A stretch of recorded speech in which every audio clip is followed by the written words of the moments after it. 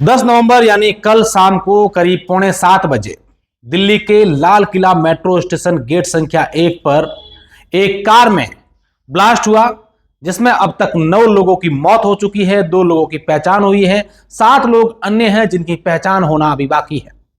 24 से अधिक लोग घायल हैं जिनका इलाज चल रहा है और कई लोग उन घायलों में से ऐसे भी हैं जिनकी स्थिति नाजुक बताई जा रही है। आइए इस पूरी घटना को समझते हैं कि जम्मू कश्मीर का डॉक्टर गुलाम नबी किस तरीके से एक हुंडई की i20 कार लेकर के एक भीड़भाड़ वाले क्षेत्र में पहुंचता है और उसके बाद उसकी कार में ब्लास्ट हो जाता है।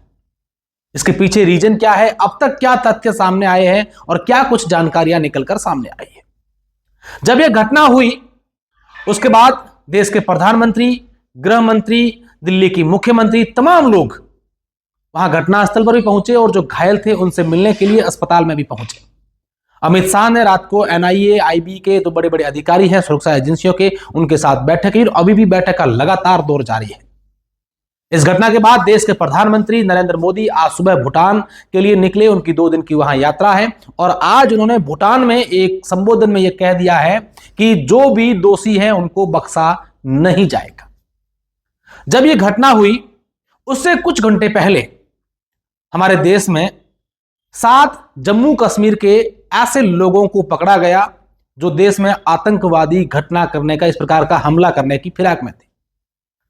उनके पास से करीब 3000 किलो विस्फोटक पदार्थ मिला और जिस कार में यह ब्लास्ट हुआ है उसमें भी जो जांच कमेटी है उन्होंने ये कहा है कि जो 3000 किलो विस्फोटक पदार्थ मिला है उसी पदार्थ से इस कार में ब्लास्ट हुआ है।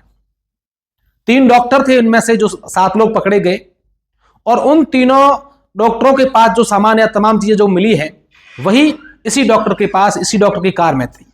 ये कार हरियाणा पासिंग की थी। सलमान नामक एक युवक के नाम से कार रजिस्टर्ड थी। फिर सलमान ने देवेंद्र को भेजी, देवेंद्र ने तारिक को भेजी, तारिक ने आमिर को भेजी और आमिर ने इस कार को इस डॉक्टर नबी को भेजी। नबी एमबीबीएस डॉक्टर था और एक यूनिवर्सिटी में बच्चों को पढ़ाता था।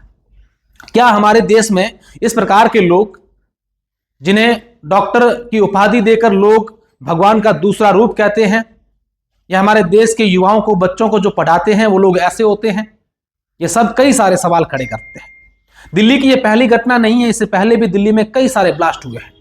लेकिन सबसे बड़ा सवाल ये उठता है कि हमारी देश की राजधानी के सबसे व्यस्तम क्षेत्र जो है लाल किला मेट्रो स्टेशन, जिसके एक तरफ लाल किला था और दूसरी तरफ चांदनी चौक मार्केट था, शाम के समय लाखों लोगों की भीड़ रहती है।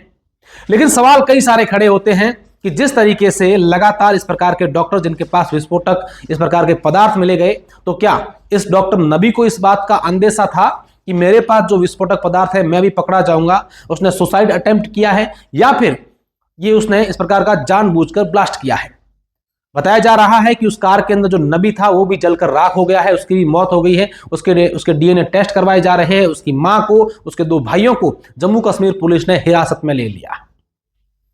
साथ ही साथ ये भी बताया जा रहा है कि नबी 3 घंटे तक उस कार में बैठा रहा, हिला डुला भी नहीं, उसने पैर भी नीचे नहीं रखा। 3 घंटे तक वो किसका इंतजार करता रहा? क्या या फिर उसे कोई किसी इशारे का इंतजार था कि मुझे कोई इशारा करे उसके बाद में इस प्रकार का ब्लास्ट करूं?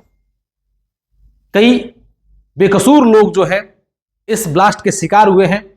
जैसे ही ब्लास्ट हुआ उसके बाद दिल्ली के आसपास के स्टेट हैं, चाहे यूपी हो, हरियाणा हो या राजस्थान हो, वहां पर हाई अलर्ट रखा गया।